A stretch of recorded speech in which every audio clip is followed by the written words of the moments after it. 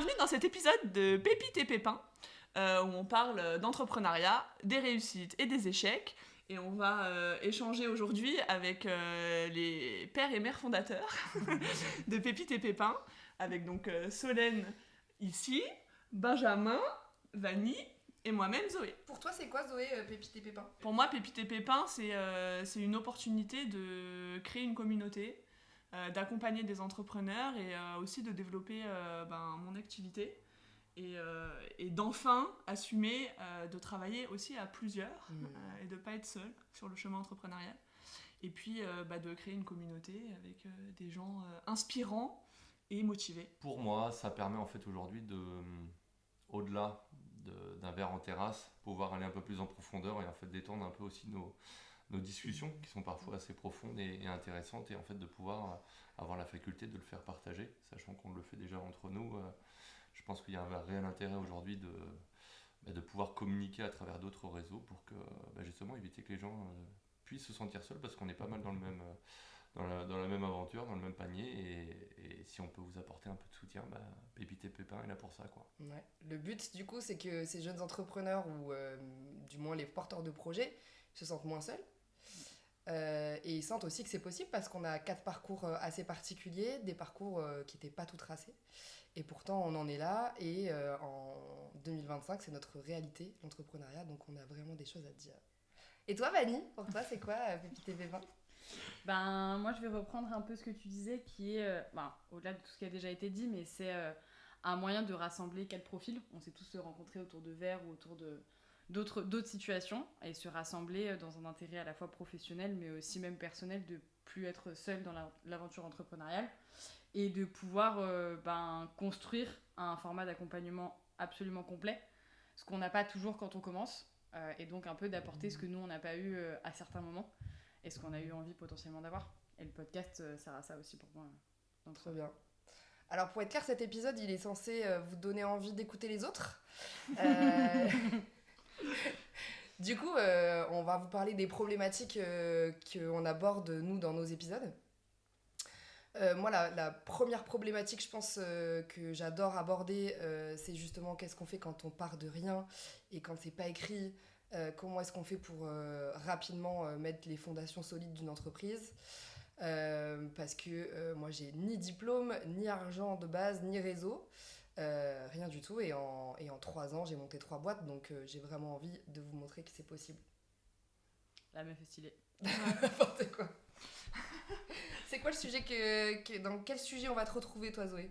Moi, je vais surtout aborder des sujets liés à la marque et à l'importance en fait de créer une marque solide, parce que créer un business plan et faire que sa société elle soit pérenne, c'est une chose, mais faire en sorte qu'elle soit appréciée, appréciable, reconnaissable et mémorisable, c'en est une autre. Et donc voilà, on va parler identité visuelle, identité de marque aussi, parce que ça vient chercher aussi dans les fondamentaux de la marque. Et voilà, l'impact que ça peut avoir, une identité qui est cohérente ou ratée, ça peut avoir de gros impacts sur son projet. Donc voilà, moi je vais avoir un regard un peu plus autour de la direction artistique et du graphisme, ou en tout cas du côté visuel et graphique des sociétés, des marques, et l'importance que ça peut avoir pour sa boîte, quoi. Ouais. Surtout que c'est un sujet quand même qui est trop souvent sous-estimé, et qui permet en fait déjà de définir en fait l'évolution après de la mode, quoi. Donc, Oui, c'est vrai que dans mon secteur, on l'a bien vu pendant le Covid, l'artiste, ou en tout cas les métiers un peu créatifs, esthétiques, ne sont pas nommés comme essentiels. Alors dans un sens c'est tout à fait vrai, puisque le pôle communication, le pôle créatif, c'est un pôle qui coûte de l'argent, qui en rapporte pas forcément tout de suite. Il faut pas le voir comme un retour sur investissement direct, mais ça joue énormément. Donc c'est vrai qu'il faut savoir défendre son pain, parce que c'est de la dépense et pas forcément du retour sur investissement. Donc voilà, et puis c'est important, de toute façon, je pense que chacun à son niveau est capable de se rendre compte que au supermarché, quand on choisit un produit, parfois on le choisit pour le packaging, qu'un resto, on le choisit aussi pour ça, donc il faut aussi faire face à ses propres réalités là et vouloir croire que pour nous, ça sera pas le cas et que notre produit suffit. Pas aux yeux du client. Voilà, ça peut être une stratégie positive ou négative, mais en tout cas, je pense que c'est quelque chose de très important qu'il faut pas. Je sais pas comment on dit, qu'il faut pas sous-estimer. Voilà, qu'il faut pas sous-estimer. Exactement. Ok, trop bien. Donc, vous l'aurez compris, moi je parle plutôt comme une coach. Zoé parle plutôt comme une directrice artistique. Et toi, Vanny? Ouais, c'est vrai que moi je suis sur les points budgétisation, administration, stratégie, structuration. Donc peut-être une gestionnaire. Ouais. C'est pas hyper glamour, je vous l'accorde. C'est vrai que nous, on va parler beaucoup. Alors, on va parler beaucoup de culture et d'artistes aussi. On se rejoint vachement avec Zoé. Joué. On se rejoint beaucoup avec Zoé sur ces points-là. La culture étant un bien non essentiel, absolument essentiel. Et on va parler de structuration de projet, comment est-ce qu'on se pose des objectifs pour pouvoir faciliter le travail derrière, comment est-ce qu'on optimise au maximum ses outils de travail pour optimiser son temps.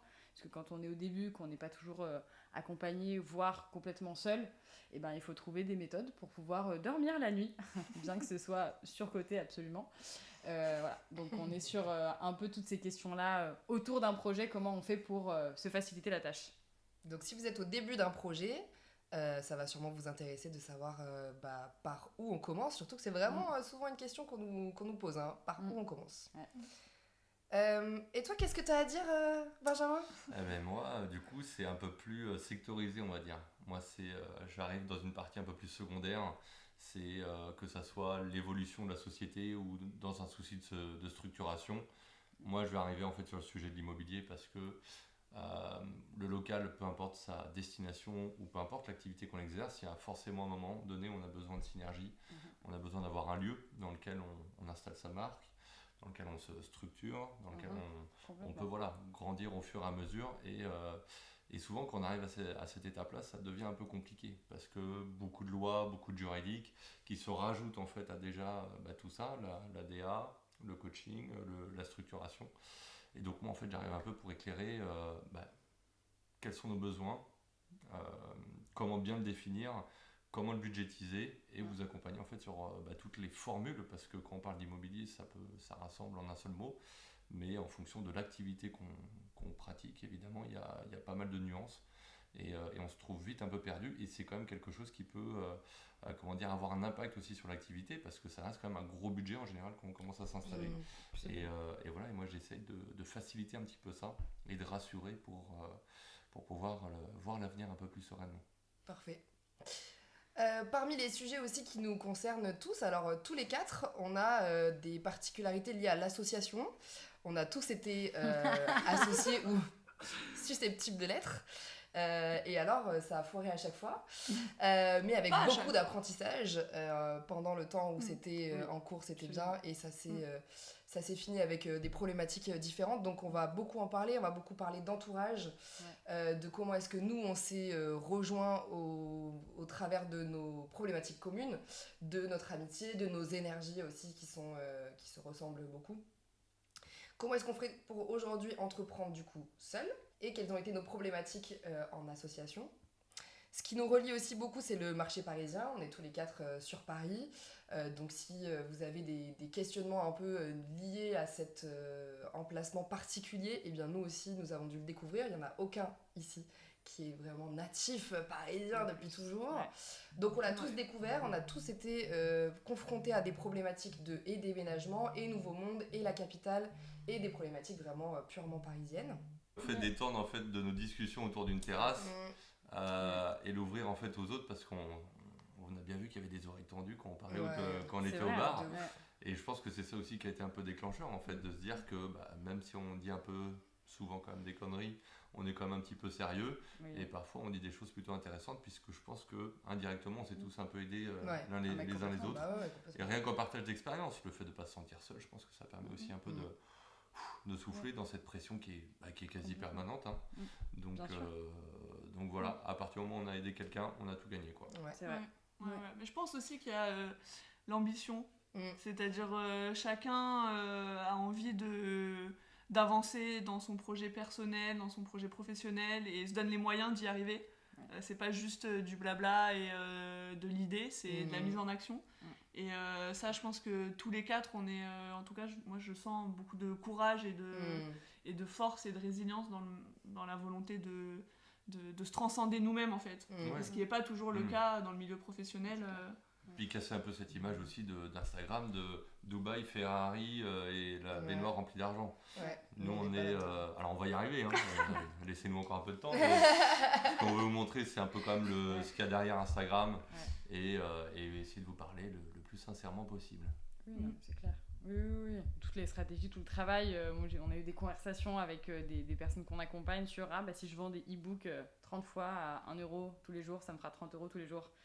Et tu te dis, ouais, mais c'est peut-être un petit peu plus compliqué que ça, il y a peut-être un peu plus de choses, genre une direction artistique, genre avoir une équipe, avoir des locaux, avoir une stratégie. Enfin, tout ce monde de l'entrepreneuriat qu'on a tendance à idéaliser quand on commence ou quand on sait pas. Ou là, ce qui est cool, c'est qu'on va pouvoir en parler de manière très ouverte, très franche, très concrète. D'où le pépite et pépin. Voilà. Il y a des pépins, ça fait partie de l'aventure. Faut faire avec. Enfin, c'est très cool, mais... C'est ça. Et je voudrais aussi rajouter un petit truc, c'est que aujourd'hui, avec l'arrivée des IA, ChatGPT, etc., je pense qu'il y a beaucoup de... C'est un outil énorme et hyper intéressant, mais je pense qu'il faut faire attention à pas croire que il va remplacer une communauté, que ça va remplacer une équipe. J'ai peur. J'ai l'impression que parfois on peut se méprendre à croire que ChatGPT va nous aider, nous accompagner dans tout et qu'on n'a plus besoin d'autres personnes autour puisque ChatGPT peut répondre à ces choses-là. Et je pense que quand même si c'est un outil formidable qu'il faut savoir maîtriser, un outil d'accompagnement. C'est un outil. C'est un accompagnement. À partir du moment si on reste sur ça, je pense que ça peut être un très bon outil. Ou au contraire, comme tu dis, je pense qu'il peut vraiment nous amener dans la mauvaise direction parce que déjà d'une, il n'est pas fiable à 100% parce qu'il faut toujours revérifier les sources. Donc non, je trouve ça très intéressant. Je voulais faire un petit là-dessus parce que pour rappeler aussi l'importance des expériences de chacun et que notre authenticité. Qu'on parlait, la nécessité d'être bien entouré. ChatGPT, c'est pas celui qui sera là pour vous quand vous serez dans la galère. Il pourra vous donner le meilleur URL si vous voulez aller sur Google peut-être, mais l'humain, ça reste la clé. Pour résumer, nous sommes 4 jeunes entrepreneurs, encore entrepreneurs aujourd'hui, mais avec déjà une expérience solide. On s'est beaucoup cassé la gueule, mais on a aussi beaucoup de réussites à nos compteurs et on a envie de les partager avec vous, de partager les apprentissages de ces dernières années. Et puis de partager avec vous les problématiques du quotidien, parce qu'on rencontre beaucoup des mentors qui nous racontent qu'il y a 10 ans, ils étaient chefs d'entreprise depuis 20 ans. Super. Il me semble que c'est assez facile de déduire que 2025 a ses problématiques particulières. Et nous, on défend ça. On est jeunes, on est encore entrepreneurs. Et c'est pour ça qu'on a une parole qui a une forme de légitimité, c'est qu'on est dedans au jour le jour. Donc oui, on va parler de nos problématiques, on va parler aussi de nos sentiments et de qu'est-ce qu'on ressent vraiment au quotidien dans nos journées d'entrepreneurs. Le but, c'est de vous inspirer au maximum. Le but, c'est aussi de vous faire voir que c'est possible. À tous ces gens qui veulent entreprendre mais qui ne passent pas à l'action parce qu'ils sont pleins de croyances limitantes et de peurs, écoutez-nous. Nous, on a les 2 pieds dedans. Et vous êtes les bienvenus dans ce monde entrepreneur, vraiment, on va vous le prouver.